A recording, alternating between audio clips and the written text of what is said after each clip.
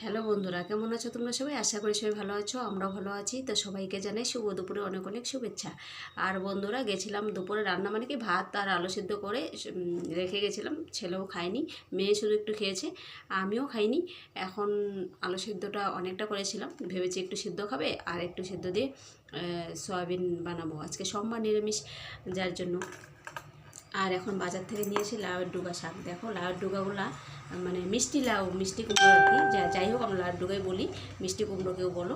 দেখো এত সুন্দর, কি বলবো, মানে সেই সুন্দর দেখতে।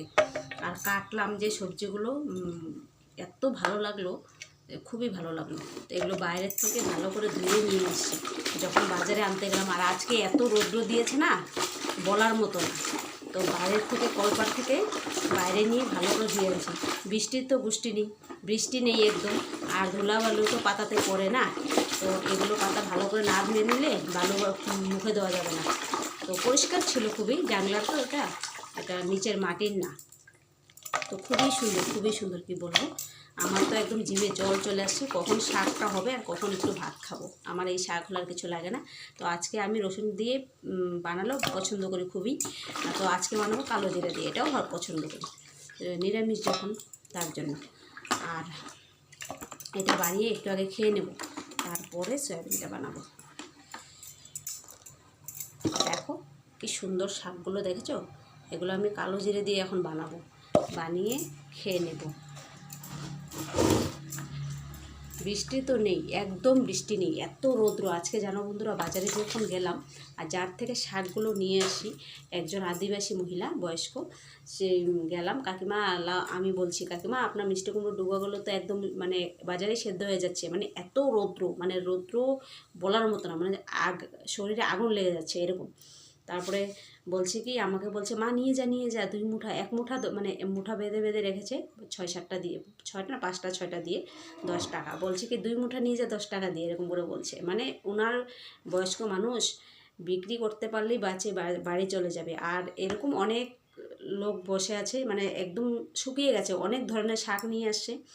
কিছু কিছু শাক এমনভাবে কতগুলো দোকান মানে রেখে চলে গেছে, শুকিয়ে গেছে, এগুলো তো ফেলেই দেবে এরকম, এত রৌদ্র হয়েছে, ওগুলো আর বিক্রি হবে না। আর পরে ওনার থেকে নিলাম, আর সত্যি লাউ শাকগুলো খুবই সুন্দর ছিল, খুবই সুন্দর। তারপরে এনে কেটে, এই যে পাতাগুলো এখন ধুয়েছি না, এখন দেখো টাটকা হয়ে গেছে, পাতাগুলো ধোয়া আছে। কিছু পাতা তো বেশিরভাগ ফেলে দিয়েছি, আর পাতাগুলো দেখো এখন টাটকা হয়ে গেছে না, ধোয়ার সাথে সাথে, জল পাওয়ার সাথে সাথে টাটকা হয়ে গেছে। কিন্তু রোদে ঝিমিয়ে গেছিলো, একদম মজে গেছিলো। আর দেখো ডুবোগুলো এত সুন্দর, খুবই সুন্দর। আমার তো খুবই মানে একদম নরম, খুব সুন্দর লাউ ডুবোগুলো। এখন আমি শাকগুলো বানাবো, শাকগুলো বানিয়ে কাঁচা লঙ্কা দিয়ে, আর কিছু দেবো না, কাঁচা লঙ্কা কালো জিরা দিয়ে ফোড়ন দিয়ে বানাবো, আর শুকনো শুকনোই বানাবো। তো বন্ধুরা দেখো, কড়াই গরম হয়ে গেছে আর তেলও দিয়ে দিয়েছি, আর এদিকে শাকটাও রেডি হয়ে গেছে। এখন কালো জিরা একটু নিয়ে আসি, কিছুই দিলাম না, শুধু হলুদ লবণ কাঁচা লঙ্কা। এটা বানাতে তো বেশি মশলা লাগে না, খেতেও তো দারুণ। তো দেখো বন্ধুরা, হয়ে গেছে শাকটা। আর একটু আঁচটা কম দিয়ে আর একটুটা ঢেকে রেখে নামিয়ে দেবো।